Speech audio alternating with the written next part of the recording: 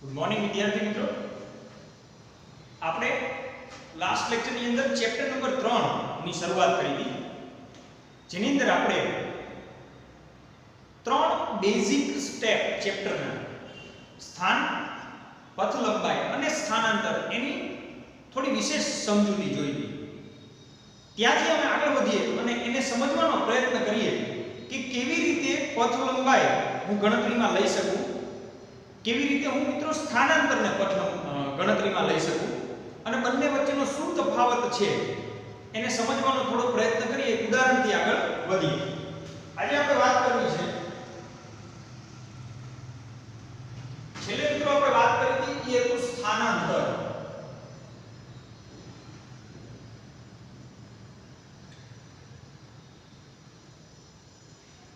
સ્થાનાંતર તમે જાણો છો, સ્થાનાંતર એટલે અંતિમ સ્થાન માઈનસ પ્રારંભિક સ્થાન. એક નાનકડી સ્થાનાંતરમાં મિત્રો સૂત્ર રજૂઆત જોઈને આપણે ઉદાહરણથી એને સમજવાનો પ્રયત્ન કરીએ.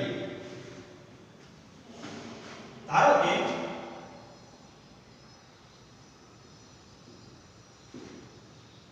T1 અને T2 સમયે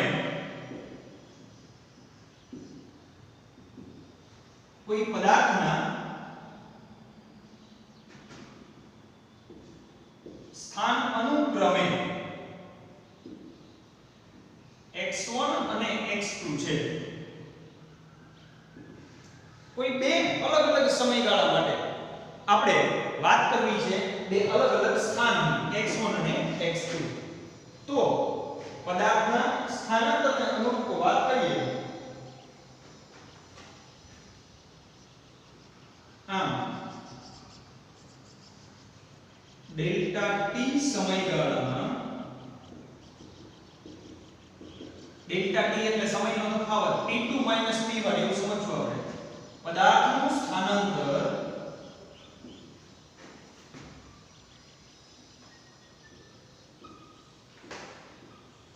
ડેલ્ટા x હોય તો માટે ડેલ્ટા x બરાબર અંતિમ સ્થાન માઈનસ પ્રારંભિક સ્થાન એટલે x2 x1 થાય. અંતિમ સ્થાન મિત્રો આપણે પ્રારંભિક સ્થાનને x1 લીધું છે, અંતિમ સ્થાનને x2 લીધું છે, તો પદાર્થનું સ્થાનાંતર x2 x1 એવું લઈ શકાય. તો આ મુજબ આપણે એક નાનકડા સ્થાનાંતરના કોન્સેપ્ટને સમજી શકીએ છીએ. સ્થાનાંતર ધન છે, સ્થાનાંતર ઋણ છે કે સ્થાનાંતર શૂન્ય છે, એનો આધાર કેવી રીતે મળી શકે મને જો હું એવું લઉં, જો x2 x1 હોય તો x2 ની કિંમત x1 કરતા મોટી હોય, x2 x1 હોય તો ડેલ્ટા x ધન મળે, x2 x1 હોય તો ડેલ્ટા x ઋણ મળે અને x2 બરાબર x1 હોય તો ડેલ્ટા x શૂન્ય મળે. સમજો બરાબર? આપણે વાત કરી હતી સ્થાનાંતર ધન, ઋણ કે શૂન્ય હોઈ શકે છે. સ્થાનાંતર ધન, ઋણ કે શૂન્ય હોઈ શકે છે. એને સમજવા માટે આપણે આ કન્ડિશન અહીંયા જોઈ શકીએ. નિશ્ચિત સમયગાળો ડેલ્ટા t એને હું t2 t1 કહી શકું. શું કહી શકું એને? t2 t1 કહી શકું. તમારી ટેક્સ્ટ બુકમાં મિત્રો એક ઉદાહરણ આપ્યું છે. એ ઉદાહરણ પરથી આપણે પથ લંબાઈ અને સ્થાનાંતર એને ગણતરીની પ્રક્રિયા સમજવાનો પ્રયત્ન કરીએ. પથ લંબાઈ અને સ્થાનાંતર ની ગણતરી યોગ્ય ઉદાહરણ આપી સમજાવો.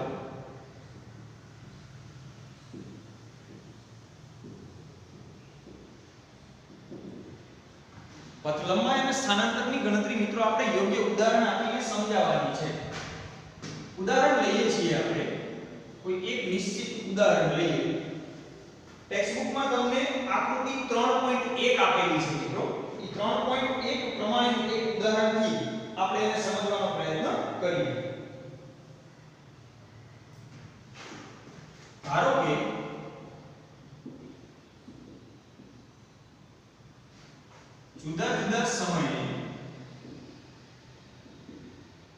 કોઈ કારના સ્થાન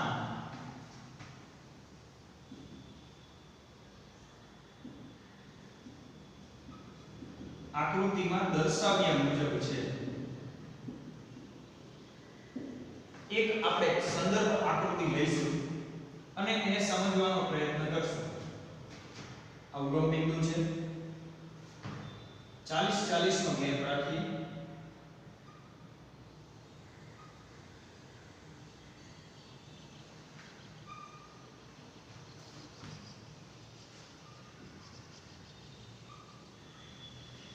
એને અનુરૂપ આપણે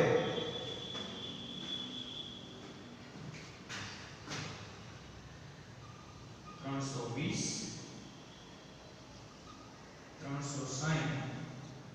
400 આ જે દિશા છે એને હું ધન x અક્ષ કહીશ. ઉગમ બિંદુ છે. ઉગમ બિંદુથી આ બાજુ આપણે થોડા જ ડિસ્ટન્સો લઈશું. આપણે પરફેક્ટ ટેક્સ્ટ બુક નું ઉદાહરણ પકડીશું. 4 8 120 160 ઋણ x અક્ષ પદાર્થના સ્થાનને એટલે કે કારના સ્થાનને મારે દર્શાવવું છે. તો 0 મારું ઉગમ બિંદુનું સ્થાન છે મિત્રો, અહીંયા પ્રારંભિક સ્થાન છે O. તેના પછી કાર અહીંયા એક સ્થાન દર્શાવ્યું છે, એને હું P કહીશ. અહીંયા એક સ્થાન દર્શાવ્યું છે, એને હું Q કહીશ. અને તે જ પ્રમાણે અહીંયા એક સ્થાન દર્શાવ્યું છે, જેને હું R કહીશ. એક આકૃતિ આપી છે મિત્રો, બરાબર સમજવાની જરૂર છે આકૃતિને. આ ઋણ x અક્ષ છે, આ ધન x અક્ષ છે, આ ઉગમ બિંદુ છે. કોઈ એક કાર ઉગમ બિંદુથી ગતિની શરૂઆત કરીને પ્રથમ બિંદુ P સુધી જાય છે. બિંદુ P પછી વળાંક વળીને તે જ રસ્તે પાછી Q સુધી જાય છે અને Q થી R સુધી જાય છે. આ સમયગાળા દરમિયાન આ જે અલગ અલગ સ્થાન અને એના માટે લીધેલો સમયગાળો, એ દરમિયાન એની મતલબ કાર માટે મારે પથ લંબાઈ અને સ્થાનાંતરની ગણતરી કરવી છે. આ મારો પ્રશ્ન છે, સમજો બરાબર. આપણે જે અહીંયા મિત્રો ગણતરી દર્શાવવાની છે એ કોઈ કાર માટે કારે કાપેલું કુલ અંતર એટલે પથ લંબાઈ અને કારે કરેલું સ્થાનાંતર એની મારે ગણતરી કરવી છે. ચલો સૌથી પહેલા O થી P ની ગણતરી કરીએ મિત્રો.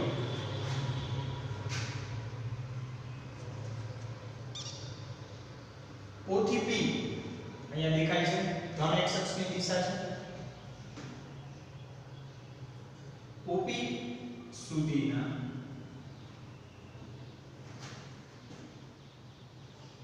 અથવા આપણે એને પરફેક્ટલી OP અથવા OP સમયગાળા દરમિયાન સામાન્ય શબ્દોથી વર્ણન કરીએ. O થી P સુધીનું અંતર કાપે છે, ઈ સમયગાળા માટે O થી P માટેની મારે વાત કરવી છે. પછી O થી Q આપણે ગતિમાર્ગ એવો પસંદ કરશું, પછી R સુધી કરશું. એમાં અલગ અલગ લઈ શકાય છે. પ્રથમ તો મારે OP ની વાત કરવી છે. તો આ સમયગાળા માટે જ્યારે કાર અહીંથી પહોંચે છે એટલા સમયગાળા માટે એને કેટલી કુલ અંતર કાપ્યું છે, એનું સ્થાનાંતર કેટલું થયું છે મારી ચર્ચા કરવી છે. પથ લંબાઈ બરાબર સમજો 0 થી ચાલુ કરે છે. આપેલા બધા જ અંતરોને હું મીટરમાં લઉં છું. શેમાં લઉં છું મિત્રો? મીટરમાં દર્શાવું છું. તો OP સમયગાળા માટે એને કાપેલું અંતર એટલે કે કુલ અંતર એટલે પથ લંબાઈ એ 0 થી 360 એટલે 360 મીટર થાય. પથ લંબાઈ થઈ મિત્રો 360 મીટર. સમજો ક્યાંથી ક્યાં સુધી? O થી P માટે પથ લંબાઈ 360 મીટર થાય. OP માટે આગળ એના માટે સ્થાનાંતર બરાબર. સ્થાનાંતર માટે મિત્રો અંતિમ સ્થાન માઈનસ પ્રારંભિક સ્થાન. અંતિમ સ્થાન 360 છે, પ્રારંભિક સ્થાન 0 છે, એટલે 360 માઈનસ 0 બરાબર 360 મીટર થાય. આ થઈ ગઈ આપણે એક તબક્કો મેં લીધો OP. આ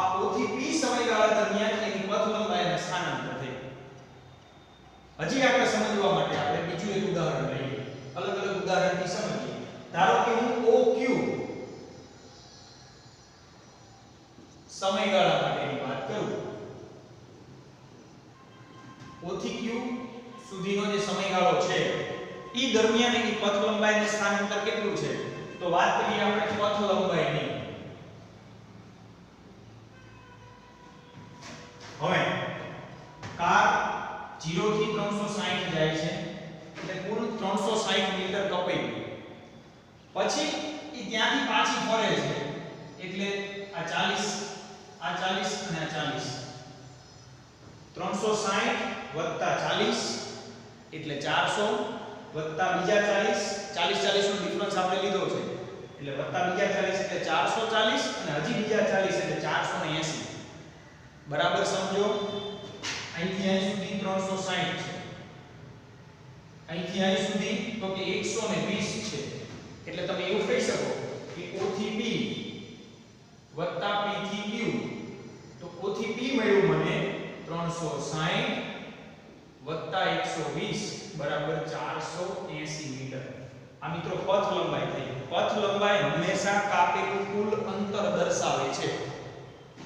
તો આ મારું O થી P અને P થી Q એટલે O થી Q સુધીના સમયગાળામાં એને કાપેલું કુલ અંતર 480 મીટર થાય. તો એ પથ સ્થાનાંતર શું થાય જો? ચાલો અંતિમ સ્થાન છે મિત્રો 240 ને પ્રારંભિક છે 0. તો એમાં મારે આ યુ-ટર્ન ગણવાની જરૂર નથી. સ્થાનાંતર માત્ર સ્થાન પર જ આધારિત છે. વાંકા ચૂકા સીધા વર્તુળાકાર કોઈ પણ માર્ગે કાર જતી હોય ઈ માત્ર અંતિમ સ્થાન માઈનસ પ્રારંભિક સ્થાન એટલે 240 માઈનસ 0 બરાબર 240 મીટર થાય.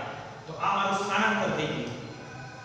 આ ડિફરન્સ છે પથ લંબાઈ અને સ્થાનાંતરમાં. તમે અહીંયા જોઈ શકો છો પથ લંબાઈ અને સ્થાનાંતરમાં તમને જે દેખાય છે ઈ મોટો ડિફરન્સ છે. હજી એક લઈએ મિત્રો O થી R. OR સમયગાળા O થી R માં મારે વાત કરવી છે પથ લંબાઈની. એટલે પથ લંબાઈની ગણતરી કરવા માટે મારે પહેલા O થી P ગણવાનું વત્તા P થી Q ગણવાનું વત્તા Q થી R ગણવાનું. અથવા હું ડાયરેક્ટ O થી P P થી R એમ ગણી શકું છું. 3 કટકા પડો 2 કટકા પડો ચાલે. O થી P મિત્રો મારી પાસે છે 360, P થી Q મળ્યા 120. ચલો Q થી R ની ગણતરી જોઈજો.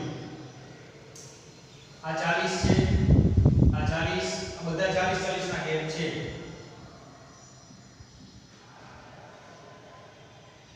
360 બીજા છે.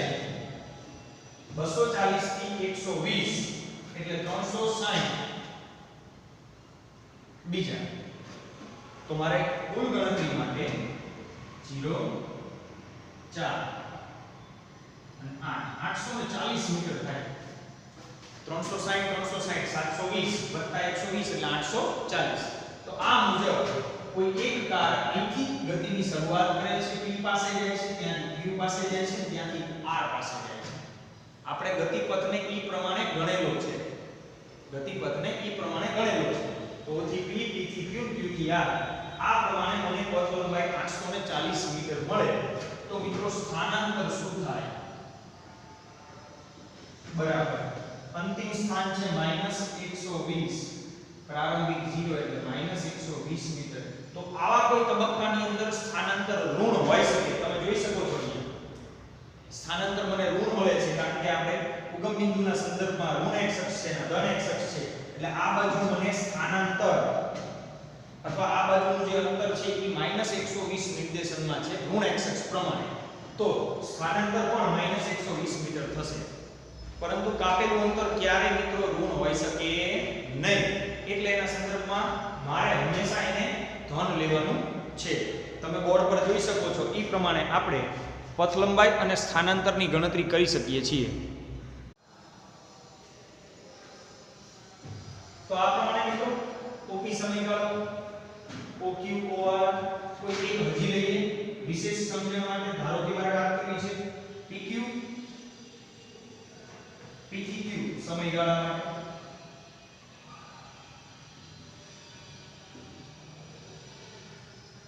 મારે ગણતરી કરવાની છે પથ લંબાઈ અને સ્થાનાંતરની. શેની ગણતરી કરવી છે મિત્રો? પથ લંબાઈ અને સ્થાનાંતરની. ચાલો પથ લંબાઈ બરાબર આપણું પ્રારંભિક સ્થાન P છે, અંતિમ સ્થાન Q છે. પ્રારંભિક સ્થાન P છે, અંતિમ સ્થાન Q છે. તો અહીંથી કાપેલું કુલ અંતર એટલે આ 40 અને આ 40 મિત્રો મળશે મને 120 મીટરની પથ લંબાઈ. પથ લંબાઈ માત્ર 120 મીટર થાય કારણ કે આપણે અહીંથી ગતિની શરૂઆત કરીએ છીએ, ચાલવાની શરૂઆત કરીએ છીએ. તો P થી Q માટે ત્યાંથી P થી Q માટે મેં કુલ કેટલું અંતર કાપ્યું. અહીંયા નિર્દેશન જે છે એ શેના માટે આપણે સ્થાન નિર્દેશન શેના માટે ઉપયોગમાં લઈશું? સ્થાનાંતર માટે. પણ આપણે તો કાપેલું કુલ અંતર કેટલું થશે P Q માટે? 120 મીટર ની મારી પથ લંબાઈ થઈ. ચલો સ્થાનાંતર બરાબર અંતિમ સ્થાન 240, પ્રારંભિક 360 બરાબર -120 મીટર. તો આ પ્રમાણે જ્યારે મિત્રો ગતિની દિશા ઉલટાય છે, પહેલા મારી ગતિની દિશા આ હતી તો એને અનુરૂપ સ્થાનાંતર મને ધન મળતું હતું. જેવું ગતિની દિશા ઉલટાવા માંડી એટલે એને અનુરૂપ મને હવે સ્થાનાંતરનું મૂલ્ય અહીંયા -120 મળશે. એટલે દિશાને અનુરૂપ છે. આપણે દિશાના અંતર્ગત જ આપણને -120 મળે છે કારણ કે આપણે ગતિપથને આમ ધન ને આમ ઋણ ગણેલો છે એટલે એ માઈનસ મળે છે. તો આ પ્રમાણે આપણે પથ લંબાઈ અને સ્થાનાંતર જે મિત્રો આગળના લેક્ચરની અંદર વાત કરી હતી એની વિશેષ સમજૂતી આપણે જોઈ શકીએ અને સમજી શકીએ છીએ. આ એક ઉદાહરણને તમારે ધ્યાનમાં લેવાનું છે અને આપણે સ્થાનાંતરની એને અનુરૂપ પથ લંબાઈની ગણતરી કરવાની છે. તો સ્થાનાંતર મુદ્દાની અંદર તમારે એક આને ધ્યાનમાં લેવાનું છે મિત્રો. અંતિમ સ્થાન માઈનસ પ્રારંભિક સ્થાન એટલે સ્થાનાંતર. એનો એકમ પર મીટર છે, પથ લંબાઈનો એકમ પર મીટર છે. સ્થાનાંતર ધન ઋણ અને શૂન્ય આ મુજબ હોઈ શકે છે. ધારો કે O થી ચાલુ કરીને રિટર્ન ટર્ન મારીને પાછો ઉપર આવે તો સ્થાનાંતર શૂન્ય. શું થઈ જાય? સ્થાનાંતર શૂન્ય. તો એવા કિસ્સામાં મને શૂન્ય સ્થાનાંતર મળે. કેમ? તો કે x2 x1 થયા. અંતિમ સ્થાને 0, પ્રારંભિક સ્થાને 0 છે. એટલે x2 x1 થવાથી મને સ્થાનાંતર શૂન્ય મળે. તો આ એક ઉદાહરણથી આપણે એને વિશેષ સમજી શકીએ છીએ કેવી રીતે પથ લંબાઈ અને સ્થાનાંતરની કોઈ એક અક્ષ પર સંદર્ભ અક્ષ પર હું ગણતરી કરી શકું. તો આ મુજબ આપણે વ્યવસ્થિત રીતે પથ લંબાઈ અને સ્થાનાંતરને ધ્યાનમાં લઈશું. પથ લંબાઈ અને સ્થાનાંતર મિત્રો વિશેષ સમજૂતીમાં આ મુજબ ધ્યાનમાં લઈશું. આગળ વાત કરીએ હવે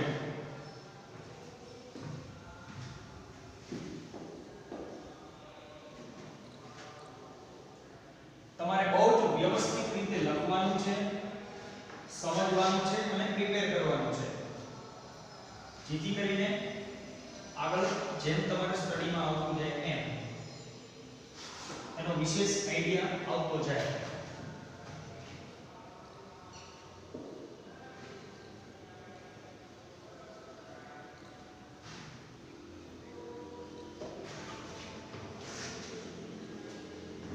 ચલો આગળ મારે વાત કરવી છે.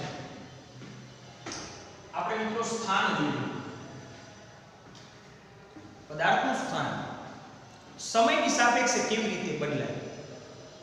ધારો કે કોઈ પદાર્થ સ્થિર છે તો મારે એને કેવી રીતે સમજવો કે આ પદાર્થ સ્થિર છે.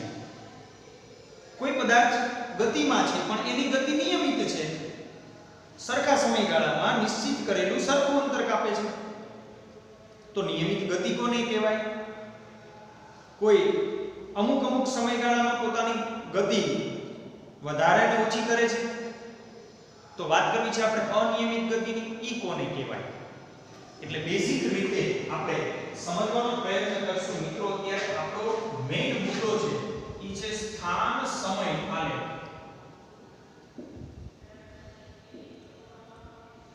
જેને આપણે સમજવાનો પ્રયત્ન કરીએ. સ્થાન સમય આલેખ સૌથી પહેલો પ્રકાર મારે આલેખનો જોવો છે ઈ છે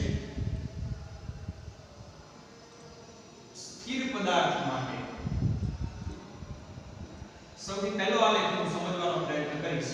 કોઈ સ્થિર પદાર્થ માટે મારે આલેખને દર્શાવવો છે.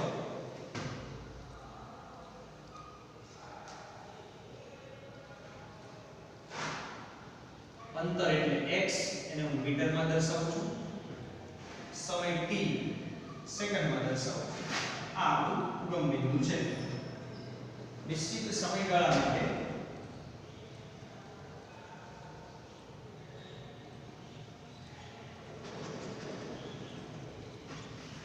કાપેલા અંતરને અનુરૂપ અહીંયા જોઈ શકીએ. ધારો કે કોઈ પદાર્થ t બરાબર 0 સમયે 40 મીટર અંતરે ઊભો છે. તો મારે અંતર દર્શાવવું હોય, અંતરમાં થતો વધારો, કાપેલા અંતરમાં થતો વધારો હું આ અક્ષ પર દર્શાવીશ. તો મારે સમયનો વધારો આ અક્ષ પર દર્શાવીશ. હવે સ્થિર પદાર્થ છે એટલે અંતર કાપતો નથી, પરંતુ સમય તો પસાર થાય જ છે. એટલે જેમ જેમ સમય પસાર થાય, દર્શાવીશ અહીંયા, જેમ જેમ સમય પસાર થાય એમ પદાર્થ 40 મીટર અંતરે સ્થિર ઊભો છે. તો આ મારો આલેખ એ સ્થિર પદાર્થ માટેનો આલેખ થયો. ધારો કે કોઈ પદાર્થ 20 મીટર અંતરે સ્થિર છે, તો અહીં સ્ટ્રેટ લાઈન, સીધી રેખા મને 20 મીટર અંતરે ઊભેલા પદાર્થ માટેનો આલેખ દર્શાવે. તો આ વાત થઈ ગઈ મિત્રો સ્થિર પદાર્થ માટે. અંતર બદલાતું નથી, અંતરને અહીં સમજવાનું, પણ સમય બદલાય છે. જેમ જેમ સમય પસાર થતો જાય છે એમ પદાર્થ પોતાના સ્થાને ફિક્સ ઊભો છે. એટલે સ્થિર પદાર્થ માટે મારે જ્યારે વાત કરવી હોય ત્યારે હું આવા પ્રકારનો આલેખ દર્શાવી શકું છું. આ આલેખ છે મારો સ્થિર પદાર્થ માટેનો મિત્રો. તે જ પ્રમાણે હું આગળ વાત કરું તો નિયમિત ગતિ કરતા પદાર્થ માટેની મારે વાત કરવી છે. એનો એક આલેખ જોઈએ.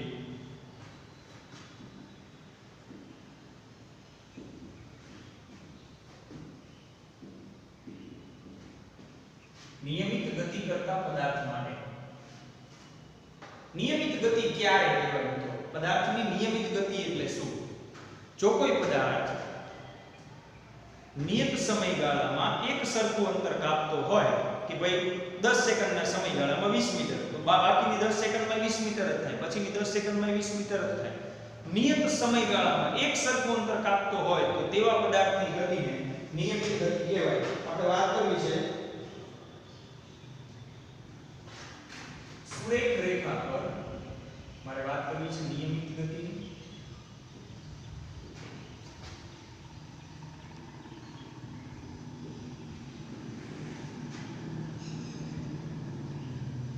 ગતિ કરતો પદાર્થ એક સરખા સમયગાળામાં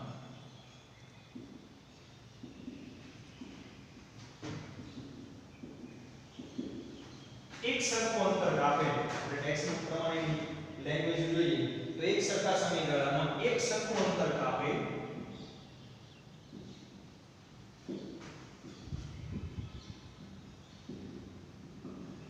તો તેવા પદાર્થની ગતિ નિયમિત ગતિ કહે છે.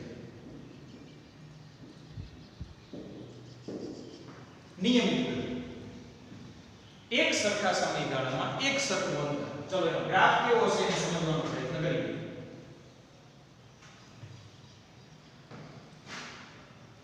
x મીટરમાં, t સેકન્ડમાં,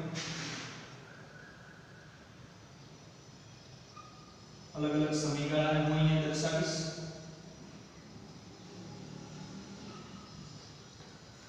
સરખા અંતરને હું દર્શાવીશ. 20 નો ગેપ લઉં છું. પદાર્થ એક સરખા સમયગાળામાં એક સરખું અંતર, એનો મતલબ કે પદાર્થ 10 સેકન્ડમાં 20 મીટર અંતર કાપતો હોય તો તમે સમજી શકો છો કે બીજો પદાર્થ બીજું 20 મીટર અંતર કાપે. તો આ મુજબ હું દરેક બિંદુઓને જોડતો જાઉં તો આને જોડતી રેખા મને મળે, સીધી રેખા મને કહી શકું. આ થઈ ગયો મારો નિયમિત ગતિ કરતા પદાર્થનો આલેખ મિત્રો. એટલે જ્યારે જ્યારે આ પ્રમાણે આલેખ દર્શાવ્યો ત્યારે તમારે સમજવાનું કે આ નિયમિત ગતિ કરતા પદાર્થનો આલેખ છે. સરખા સમયગાળામાં એક સરખું અંતર કાપે છે. એક સરખા સમયગાળામાં એક સરખું અંતર કાપે છે. તો આવી ગતિ એને નિયમિત ગતિ કહેવાય. અને આવા બાજુથી પસાર થતી, કારણ કે 0 સમયે એનું સ્થાન પણ 0 જ હોય, એને અનુરૂપ આપણે એનો ડિફરન્સ અહીંયા દર્શાવવાનો છે. તો આ વાત થઈ ગઈ મિત્રો નિયમિત ગતિ કરતા પદાર્થ માટેની વાત. આગળ વાત કરીએ ત્રીજી, અનિયમિત ગતિ કરતા પદાર્થ માટે.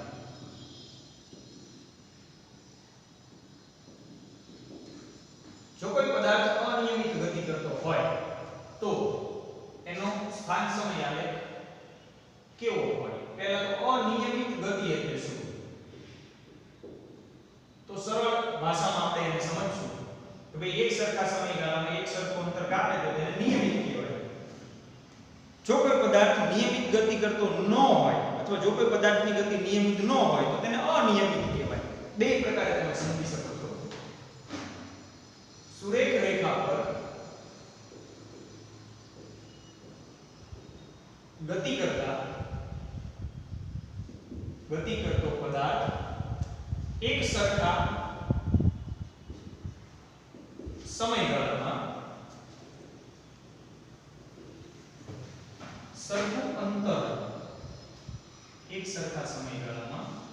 સરખું અંતર કાપે નહીં તો પદાર્થની તેવી ગતિને અનિયમિત ગતિ કહે છે. નિયમિત નથી તો મિત્રો કેવી ગતિ છે? અનિયમિત, અસ્તવ્યસ્ત ગતિ. સરખા સમયગાળામાં સરખું અંતર કાપે નહીં તો તેને અનિયમિત ગતિ કહીશું. અનિયમિત ગતિ કરતા પદાર્થ માટે જો મારે કોઈ એક આલેખને સમજવો હોય તો એ આ પ્રમાણે મને મળશે.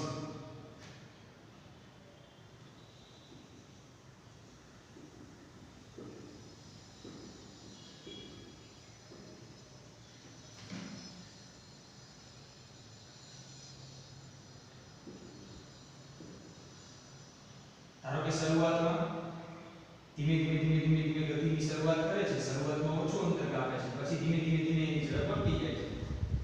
તો મને આ પ્રમાણે નિયમિતતા નથી મિત્રો, અલગ એનું કાપેલું અંતર જુદું છે.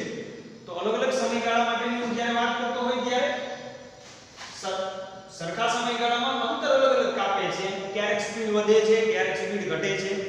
કારની જ આપણે વાત કરતા હોય તો કાર રસ્તા ઉપર જાય છે ત્યારે શરૂઆતમાં ધારો કે એની ઝડપ 40 કિલોમીટર પ્રતિ કલાક છે, પછી 60 થાય, પછી 80 થાય, પાછી ઇન્સ્ટન્ટ બ્રેક મારે તો એની ઝડપ 50 કિલોમીટર પ્રતિ કલાક થઈ જાય છે. તો અનિયમિત ગતિ છે. તો એવા પદાર્થ માટે આવી કોઈ પણ એક રજૂઆત તમે સમજી શકો છો. તો તમે જોઈ શકો છો મિત્રો આપણે અહીંયા સ્થાન સમય આલેખ દર્શાવ્યો છે અને એને અલગ રજૂઆતમાં લીધો છે. જેવું કે પહેલી રજૂઆત હતી સ્થિર પદાર્થ માટે. આપણે સમજી શકીએ છીએ કે સ્થિર પદાર્થ કોઈ એક સ્થાને કાર ઊભી છે ધારો કે, તો ઈ કાર પોતાનું સ્થાન બદલતી નથી. એટલે આપણે સમય પસાર થતા ઈ પોતાનું સ્થાન બદલતી નથી એટલે આપણે એને સ્થિર સમજી શકીએ. બીજી વાત કરીએ નિયમિત ગતિ કરતા પદાર્થ માટેની વાત કરીએ તો કોઈ સુરેખા પર આપણે વાત કરીએ સુરેખ પથ પર ગતિની. કોઈ સુરેખા પર ગતિ કરતો પદાર્થ સરખા સમયગાળામાં એક સરખું અંતર કાપતો હોય તો પદાર્થની તેવી ગતિને નિયમિત ગતિ કહેવાય. સરખા સમયગાળામાં સરખું અંતર કાપવો જોઈએ, જેવું કે આ સ્ટ્રેટ લાઈન આ નિયમિત ગતિ છે. તે જ પ્રમાણે આગળ સમજવાનો પ્રયત્ન કરીએ મિત્રો. અનિયમિત ગતિ કરતો પદાર્થ તો એક સરખા સમયગાળામાં એક સરખું અંતર કાપતો ન હોય, તો પદાર્થની તેવી ગતિને અનિયમિત ગતિ કહેવાય. આજના સેક્શનની અંદર મિત્રો આપણે સ્થાનાંતરને સમજવાનો પ્રયત્ન કર્યો, પછી કોઈ એક નિશ્ચિત ઉદાહરણ લઈને સ્થાનાંતર અને પથ લંબાઈ એની વચ્ચે કોમન ડિફરન્સ શું છે એને સમજવાનો પ્રયત્ન કર્યો. એ ઉદાહરણને બરાબર રીતે તમારે મગજમાં ઉતારવાનું છે કે પથ લંબાઈ હંમેશા કાપેલું કુલ અંતર દર્શાવે છે, જ્યારે સ્થાનાંતર ઈ પદાર્થનું અંતિમ સ્થાન માઈનસ પ્રારંભિક સ્થાન દર્શાવે છે. એટલે સ્થાનાંતર એનો ડિફરન્સ છે, એટલે સ્થાનાંતર ધન ઋણ કે શૂન્ય હોઈ શકે એને સમજવાનો આપણે પ્રયત્ન કર્યો. અને સ્થાન સમય આલેખ સ્થિર પદાર્થ માટે, નિયમિત ગતિ કરતા પદાર્થ માટે અને અનિયમિત ગતિ કરતા પદાર્થ માટે તમે આ પ્રમાણે સમજી શકો છો. તો હવે પછીની રજૂઆત મિત્રો આપણે નેક્સ્ટ લેક્ચરમાં જોઈશું. તમારે આને વ્યવસ્થિત રીતે પ્રિપેર કરવાનું છે, લખવાનું છે એક વખત, અને જેમ બને એમ ચેપ્ટરની સાથે સાથે એને વ્યવસ્થિત રીતે તૈયારી કરવાનો પ્રયત્ન કરવાનો છે. Thank you.